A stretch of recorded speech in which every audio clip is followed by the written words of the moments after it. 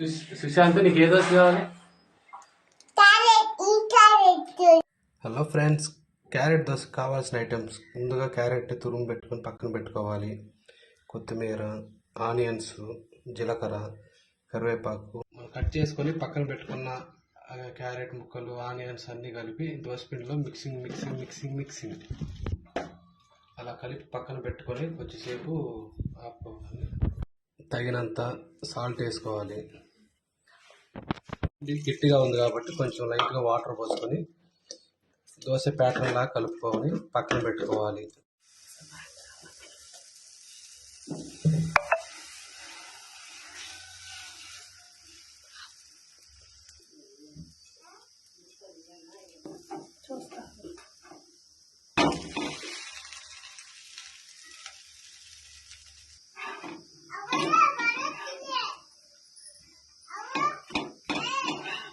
మనకు కావాల్సిన carrot dosa ready అయిపోయింది. రాళ్ళు తిందాం ఇక.